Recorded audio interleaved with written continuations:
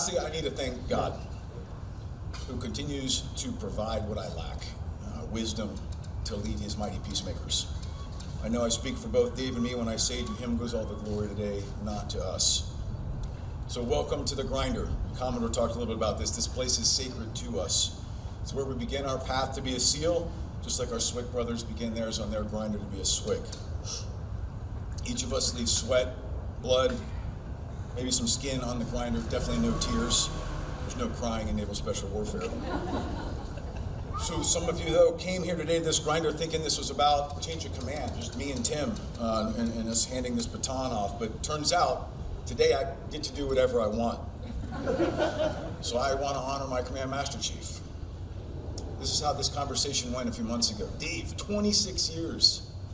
26 years. There's a lot of teammates and family that want to come say thank you. You should do a retirement. And to which he replied, Skipper, there's no way that's happening. I'm like, Dave, please, no, it's not happening. Don't go there. Okay, Dave. Well, how about this? How about you be my guest speaker at Change of Command, and then it'll be a send-off. Well, all right. I'll do that for you. I'll speak at your Change of Command. So Dave's speaking today. Then I said, all right, can we do the old glory, the passing of the flag? He's like, not happening, Skipper. All right. Dave, can we do the reading of the watch? Nope. Not happening. Okay.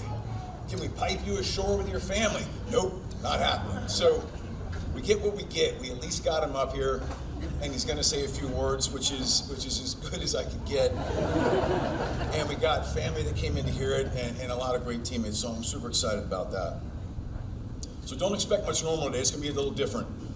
My remarks are going to be in two parts, and I'm getting to them now that I've finished the opening couple of welcomes here. But they're linked. The two parts are linked. I want to spend a few minutes, reflecting on our 2 years together, Dave, and then spend a little bit of time pivoting and talking specifically about you. And after he speaks, we're going to have some cake and some coffee, because I'm an officer. We always have cake. And then, later this evening, you're all invited to Dave's house, starting about 5:30 to break bread with us.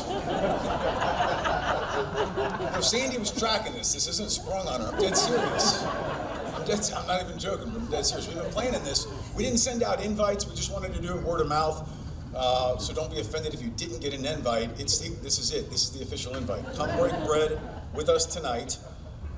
We wanted to include everybody, because as we started going through the names and who we would and wouldn't include, we just realized there's not one person we wouldn't want to come break bread with us.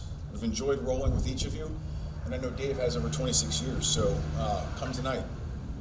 So back to our reflections at this time. What is it we do here at Basic Training Command? Commodore mentioned a lot of the quantitative things. We assess, select, and train SEAL and SWIC candidates for the cognitive character and leadership attributes our nation demands of NSW. And we do it on the grinder like we talked about right here in day one. And people are usually the most fascinated with the physical aspects of our pipelines, the grit, and understandably so. What is it that brings some of America's best youths to our front door, only to self-deselect themselves hours into the first adversity we throw at them?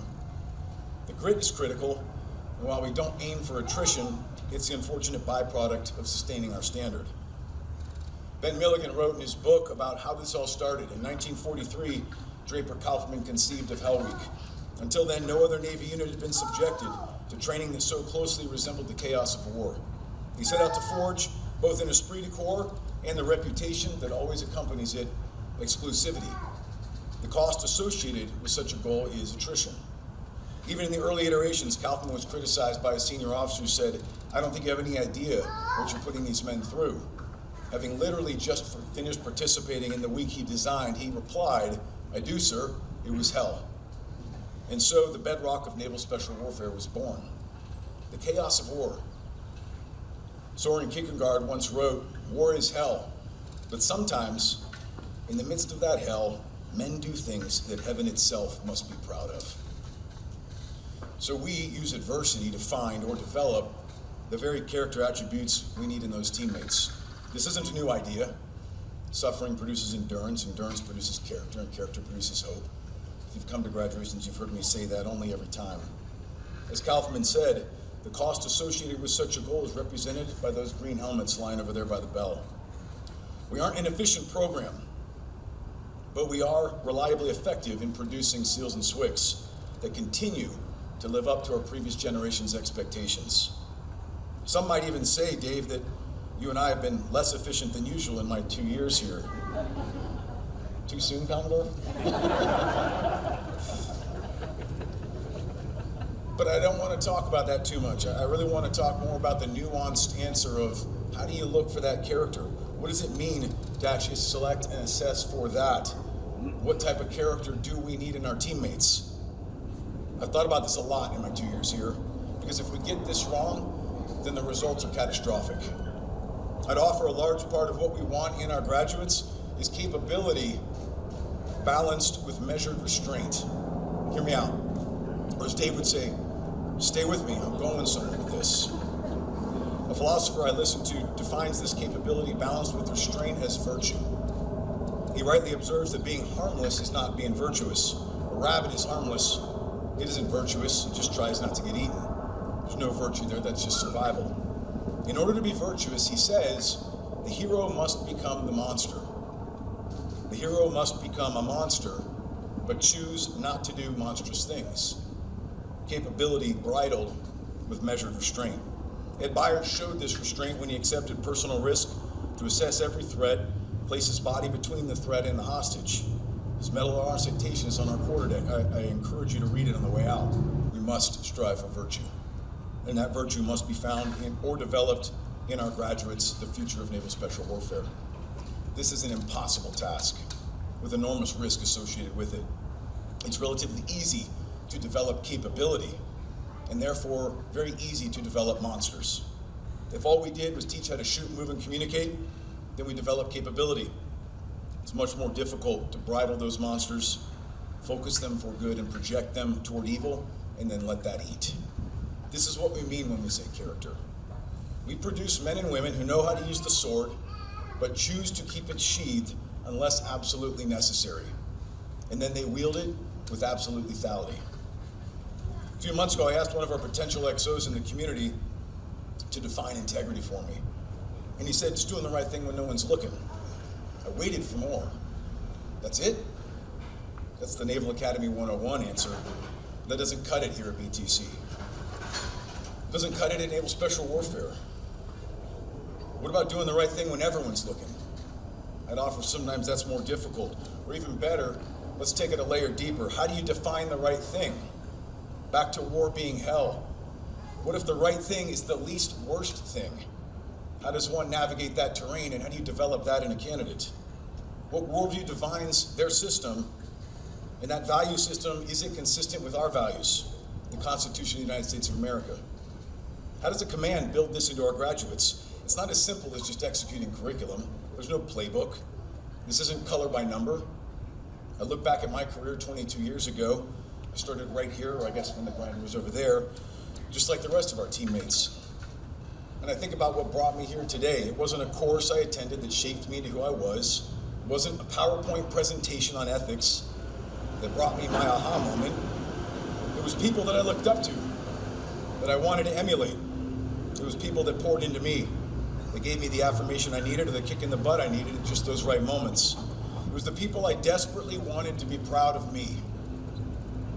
My instructors. Desperately looking for that nod of approval. Looking at my father and mother, my family, my teammates. These moments can't be scripted into a curriculum. So we accomplish this at BTC by attempting to model what we teach. We accomplish this by recognizing our candidates aspire to be us. We accomplish this by emulating what we hope to inculcate into our next generation's warfighters. And then we trust our instructor cadre to look for those very moments and capitalize on them. We trust and empower, but we balance that with proportionate accountability. To do anything less would be reckless. I'd like to thank our cadre and staff for doing this so professionally during our tour. Dave and I have been blown away watching you work, watching you press in, watching you mentor. I hear the stories when I read our graduates' end-of-pipeline surveys. They name you and talk about the examples you set for them. And there's too many of you for me to name right now. They write about when you pull them aside and talk about character and the importance of integrity. I see the same names in every survey, and I take a deep breath each time, knowing you're doing exactly what we need you to do. I could not be more proud to be your teammate and your commanding officer. Trust goes both ways, and you've more than earned my trust. Thank you for trusting me. Thank you for trusting our triad to lead, for who is able to lead this great people that comprise Naval Special Warfare. Thank you for trusting us to walk with you when you failed, to look for the opportunities to fall forward together. This tour has been the highlight of my career and the most rewarding experience thus far because of you. So thank you. Tim and Blinky, you're gonna have the time of your lives. And you are just the two leaders Naval Special Warfare needs in these positions. Your backgrounds and leadership intuition will be tapped every single day here. I guarantee you won't be bored. Rather, you're gonna go home every day knowing you made an impact in someone's life. Mindy and Sulik family, Jane and the Hartwell family, welcome to BTC. It's been a great ride, and I hope you enjoyed as much as our families have. It's no secret, as the Commodore said, we've been during a season of adversity at BTC. My hope is that we've modeled resiliency through it. I'm confident we will continue to do so under the new command team. This brings me to a couple important thank yous that I saved for now. While many of our teammates have helped us through this, and I've thanked many of you in person, I need to thank two people publicly. XO. And while I say this, hey Ops, do we have that gift I left in your room? Where's that? You got it? All right. You rallied when we needed it most. You're an anchor of stability for this command. You kept us focused and task-oriented, which is exactly what we needed. They say people don't rise to the challenge, but that's exactly what you did. I'd like to present you a gift carved from the juniper trees that stood watch in front of the original Buds compound for 50 years. Cut in the wood is a trident filled with epoxy, the symbol that represents teammate. Thank you, my brother.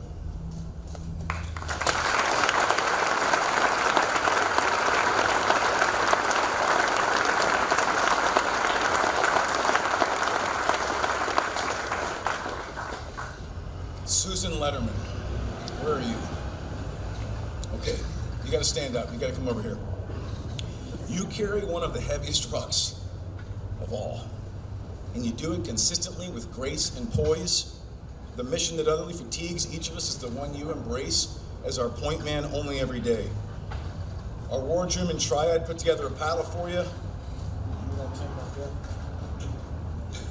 And we've been looking for the opportunity to present it, and it turns out today's the perfect day. In addition to that, Amy and I need to do something more, and we know you love charcuterie. So accept this charcuterie board, please. Custom made from, again, that same juniper wood we just talked about. We love you. This community loves you. Thank you for choosing to carry more.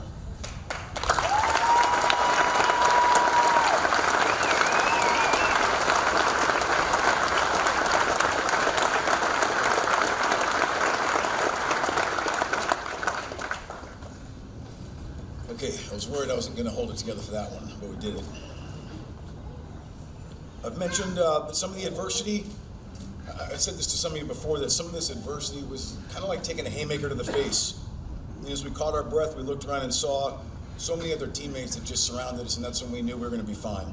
One day, even the Cabrillo Outlaws, my neighbors, took care of our yard work and put away my Christmas decorations, because I'm a procrastinator, the boss knows that, while we were here completely consumed with work. Part of our recent adversity, and I'm getting somewhere with this, hang with me, has come from the form of false allegations concerning our cadre's professionalism and trustworthiness, which we just talked about. Most of those have proven to be untruths, but one stuck out to me recently, and I need to mention it. Anonymously, someone called us men that are neither safe nor good. He got it half right. My father used to read to us at the dinner table growing up. He said, I'll never forget, he said, he was just reading one of these stories where the children were being described the hero of the story, a lion. And at first they were naively hopeful for the stereotypical hero, but the more they heard, the more concerned they became. Finally, one asked, is he safe? The answer, of course he isn't safe, but he's good. He's not a tame lion. This is what I aspire to have on my gravestone one day. And this is what brings me to talking about Dave Hansen.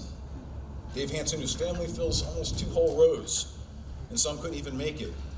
Dave Hansen, whose mother Sue Ann and father raised 4 sailors, already mentioned, 3 of which are SEALs, daughter who also married a SEAL, 2 FDNY sons, and 1 son who's following in his father's footsteps. Mrs. Hansen, I've said it before, the nation owes you a debt of gratitude for the sleepless nights you spent on our behalf. Here's what's awesome about this family, though. From every one of them I've met, they all embody this concept. They are not safe, but they're good. Sandy, Dave, Gab, Mikey, Josh, look around for a minute. Look at these faces. Look at the people standing here today. They didn't come to see me change command with Tim, most of them. To be completely honest, most of these are very boring, and people very rarely even pay attention to what the dude's saying up here. We go to them out of obligation, and then we look forward to the cake and the beer later. These people came today to send off Dave, your husband and your father. Why, you might ask? He's just dad to you. I'd offer that your sense of normal is not so normal. He has impacted every one of these people in massive ways that they will never have the words to appropriately thank him for. That's because there are no words that are adequate. So they show their thanks by being here. I know Dave doesn't share a lot with you at home about what happens at work, so let me tell you what I've seen. I've seen members from every command I know in his office seeking his counsel. I've seen officers and enlisted alike seeking his counsel. I've seen him press in and quickly and deftly get to the root of an issue. I've seen him weave through someone's surface narrative to expose an inner motive. 99% of the teammates I know listen when Dave Hansen speaks, because he speaks truth. Commodore mentioned that, and truth always resonates, even and especially when it stings. Deceitful are the kisses of an enemy, but faithful are the wounds of a friend. I've seen that real time in these 2 years rolling with your man. Dave tells people what they need to hear, not what they want to hear, and he does it all with his disarming accent. I know we're about to have one of those moments in our office when he says, "Skipper, you know my heart, and I'm not coming at you with this, but hear me out." That's when I know we're gonna have a really good conversation. That said, the one time I've heard Dave speak untruths, and I have to throw this out there, is when he exaggerates stories about my driving skills. Don't listen if he talks to you about me driving through an ice storm, driving so recklessly that he couldn't bring himself to sleep. What he really means is, I'm such a great combat driver that he couldn't sleep because he was so in awe of my skill.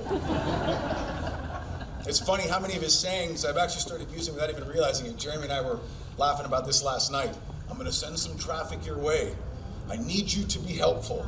He said that to me a couple times, yeah. Sir, I need you to be helpful here. Am I lying? Man, I love you.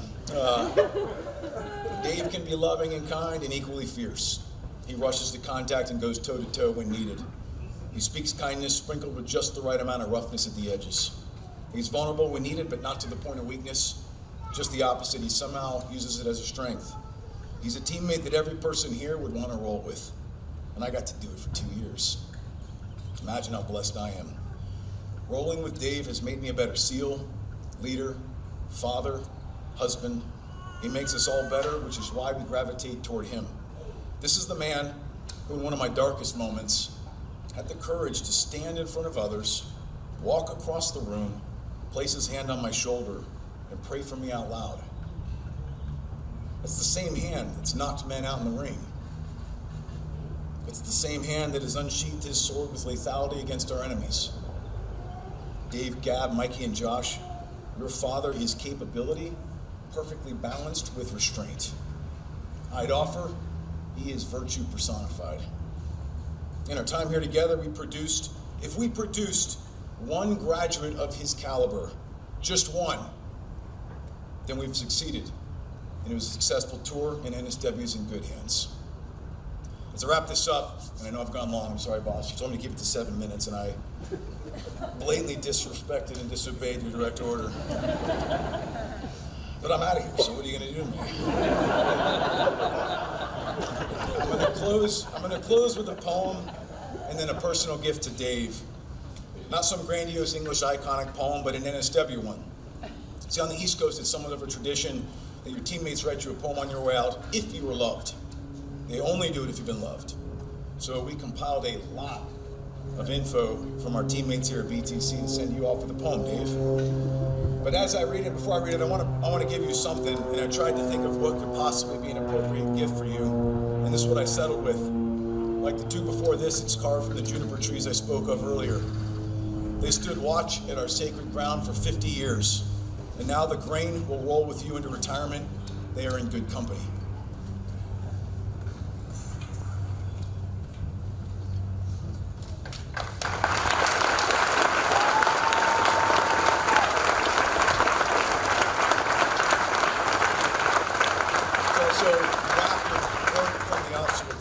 So here we go, Dave's poem, and then we'll turn it over to him. You ready for this?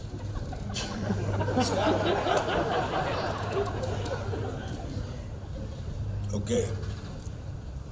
To those who know him, he's an NSW treasure, and you freaking nerds who never had the pleasure, raise your glass to our friend and listen closely to the traffic I'm about to send.